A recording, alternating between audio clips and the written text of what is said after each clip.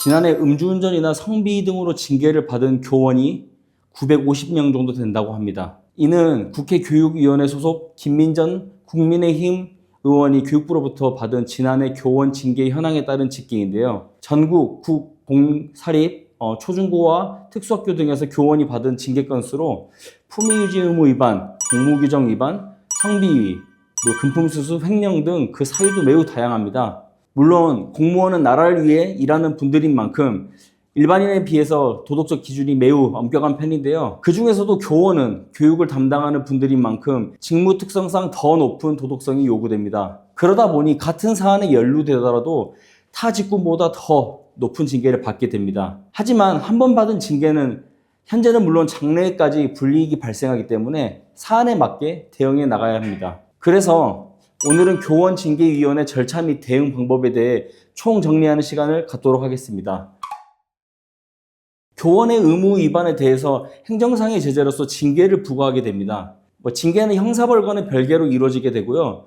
즉, 형사사건이 진행되거나 형벌이 나오는 것과는 관계없이 교육청 또는 사립학교 법인에서 징계할 수 있다는 것입니다. 또한 반대로 무혐의 처분이나 무죄 판결을 받는다고 할지라도 징계 사유에 해당하면 징계를 할 수 있습니다. 교원은 크게 공립학교 교원과 사립학교 교원으로 나누어져 있습니다. 공립학교 교원 징계 절차는 첫째로 교육청은 주기적으로 종합감사를 하여서 경미한 사안은 현장에서 시정조치하고 징계에 이를 정도는 아니지만 조치가 필요한 사안은 주의 또는 경고 등의 행정처분을 하고 심각한 경우에는 징계 의결을 요구합니다. 교원이 범죄에 연루되어서 수사가 개시가 되면 교육청으로 수사 개시 통보가 갑니다. 이후 검찰 송치, 기소 단계에서도 통보가 되며 불기소가 되었다고 하더라도 징계가 필요한 경우나 기소가 되면 징계 절차가 개시됩니다. 또 언론에 보도가 되어서 사회적 물의를 일으킨 경우나 민원이 제기되어 조사한 결과 징계가 필요한 경우에도 징계 절차가 개시됩니다.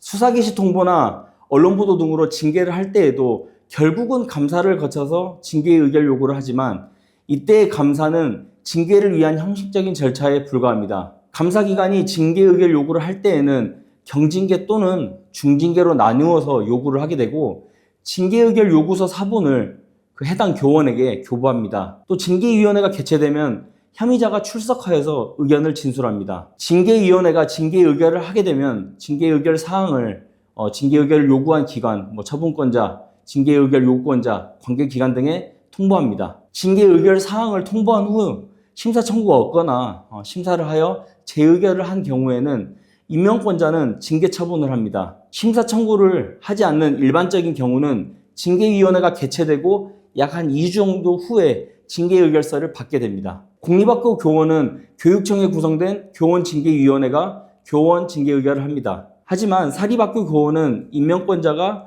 학교 법인 이사장이므로 학교 법인에 구성된 교원징계위원회가 징계 의결을 합니다. 단위 학교에 구성된 교원인사위원회가 심의하여 징계를 결정하면 학교장의 제청으로 이사회가 징계 의결 요구를 합니다. 또 이사회가 징계 의결을 요구하면 교원징계위원회는 징계 혐의자에게 징계 의결 요구 사유를 통지합니다.